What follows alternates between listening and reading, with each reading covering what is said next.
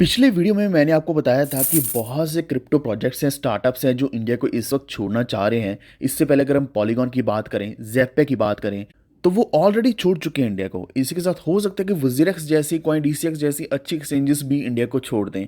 और इन्हीं में से हम आते हैं, हम ट्रेडर्स और इन्वेस्टर्स भी जल्दी हो सकता है कि इंडिया लीव कर दें, और लीव करना पड़ सकता है क्योंकि यहाँ 31 मार्च के बाद बहुत बड़ा भारी टैक्स लगने वाला है, जो कि सिर्फ और सिर्फ इंडियन गवर्नमेंट की तरफ से कुछ इस तरीके के एक्शंस लिए जा रहे हैं। अगर हम बाकी कंट्रीज़ की बात करें तो हर जगह पे एक अच्छी इन्वायरमेंट दी जा रही है, एक फ्रेंडली इन्वायरमेंट दी जा रही है कि जिससे ट्रेडर्स, क्रिप्टो इन्वेस्टर्स और क्रिप्टो स्टार्टअप्स वो अच्छी तरीके से काम कर पाएँ, कभी भी ऐसी कोई प्रॉब्लम ना आए। लेकिन आपके क्या मानना है, नीचे अभी से कमेंट करके ज़रूर बताना।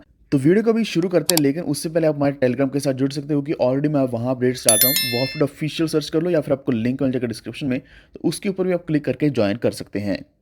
तो शुरुआत करते हैं, उससे पहले वीडियो को लाइक कर दो। तो सबसे पहली चीज़, हम सभी जानते हैं कि 1 अप्रैल से इफेक्टिव होने जा रहा है गवर्नमेंट का एक नया टैक्स रूल, जिसके द्वारा हमारी क्रिप्टो करेंसीज के जो भी प्रॉफिट्स रहने वाले हैं वर्चुअल डिजिटल एसेट्स के, तो उसके ऊपर टैक्स लगने वाला है।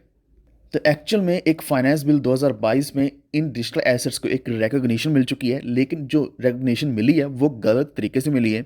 तो जो एक नया बिल है सेक्शन 115 बीबीएच, तो इसके अंडर टैक्सेस लगाए जाएंगे वर्चुअल डिजिटल एसेट्स के ऊपर, जिसमें क्लॉज 2 में ये बताया गया है कि आप यहाँ अपने लॉसेस को सेट ऑफ नहीं कर पाएंगे अगेंस्ट इनकम। तो कई बार हम डिस्कस कर चुके हैं कि अगर प्रॉफिट होगा तो गवर्नमेंट का, अगर लॉस होगा तो हमारा रहेगा। लेकिन फिर भी मुझे उम्मीद है कि जो क्रिप्टो के बड़े बड़े स्टेक होल्डर्स हैं, जिसमें अगर हम वजीरेक्स के सीईओ की बात करें, निश्चिल शेट्टी हैं, या फिर अगर हम बाकी एक्सचेंजेस या प्रोजेक्ट्स के सीईओ एंड फाउंडर्स की बात करें, तो वो इस चीज़ को फाइट करने के लिए रेडी हैं। ऑलरेडी वो इस चीज़ को कोर्ट में लेकर जाएंगे, सुप्रीम कोर्ट में लेकर जाएंगे, और इसके अगेंस्ट फाइट करेंगे कि इतना टैक्स नहीं होना चाहिए, ये बिल्कुल ख़त्म कर देना चाहिए। अगर इंडियन गवर्नमेंट इस चीज़ को समझ नहीं पा रही है कि डिजिटल करेंसीज क्या है, क्रिप्टो एसेट्स क्या है, तो उनको अभी से टैक्स तो फिलहाल नहीं लेना चाहिए, उससे पहले इसको समझना चाहिए और इसके यूज़ केस को समझना चाहिए।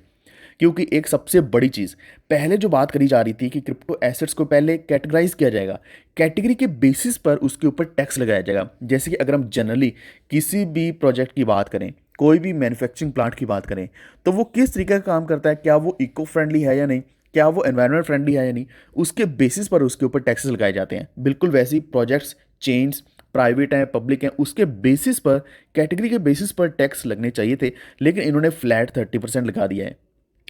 तो 1 अप्रैल के बाद टोटल 31 मार्च तक जो भी आपके प्रॉफिट्स बनेंगे, उसके ऊपर सीधा सीधा आपका एक 30% एक बड़ा हिस्सा देना पड़ेगा गवर्नमेंट को एज ए टैक्स।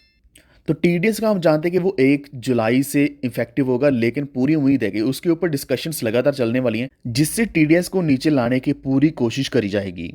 तो एक्चुअल में अगर आप नहीं जानते, तो अगर आप बाइंग करते हो, सेलिंग करते हो, तो उसके ऊपर बार बार टीडीएस कटेगा 1% का, जो कि ओवरऑल एक बहुत बड़ा अमाउंट बन जाता है। यहाँ तक कि अगर हम फीस की बात क्यों नहीं करते, तो इस वक्त फीस भी जब हम देते हैं ट्रेडिंग की, तो वो भी जनरली बहुत ज़्यादा हो जाती है समटाइम्स।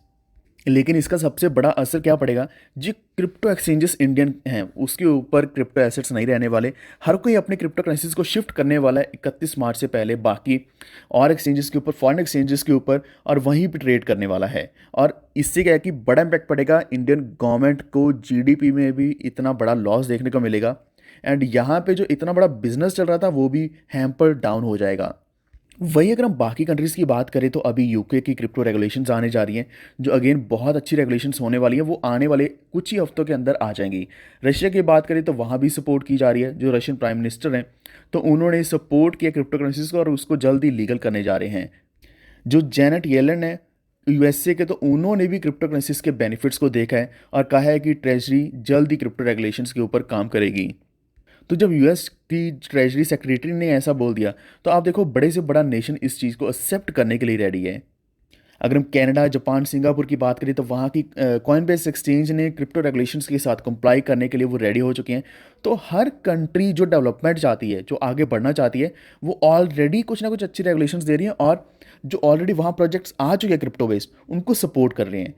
और आप जानते हैं कि अभी यूनाइटेड अरब एमिरेट्स, वहाँ भी शुरुआत हो चुकी है, तो वहाँ भी एक नया लॉ आ चुका है क्रिप्टो को लेकर। सिर्फ़ और सिर्फ़ इंडिया ऐसा रह गया, इंडियन गवर्नमेंट ऐसी रह चुकी है कि जहाँ जो इतना बड़ा बिज़नेस है, उसको बाहर निकाला जा रहा है इंडिया से, क्योंकि ये सिर्फ़ एक तरीका है बट ज़्यादा टैक्स लगाकर हमें सिर्फ़ ये बोलने का कि अगर आप क्रिप्टो करेंसीज़ में ट्रेड करना चाहते हैं, तो इंडिया छोड़ दो। लेकिन क्या आप यही ट्रेड करेंगे? क्या आप इतना बड़ा टैक्स देने के लिए रेडी हैं? या फिर आप आने वाले दिनों में इंडिया छोड़ने वाले हो? कृपया नीचे कमेंट करके ज़रूर बताना। इसी के साथ कुछ और अपडेट्स हैं, कुछ कॉइन्स के बारे में, वो मैं आपको नेक्स्ट वीडियो में दूँगा और इसके साथ टेलीग्राम के ऊपर भी शेयर कर दूँगा। तो वॉफ ट्रेड ऑफिशियल को सर्च करके या फिर लिंक के ऊपर क्लिक करके जॉइन कर लीजिए। अगर आपको जानकारी अच्छी लगी तो वीडियो को लाइक एंड शेयर ज़रूर करना और हमारे चैनल वॉफ ट्रेड को सब्सक्राइब करके बेल आइकन दबा लीजिए, ताकि आप तक सारे नोटिफिकेशन सबसे पहले पहुँचें। धन्यवाद।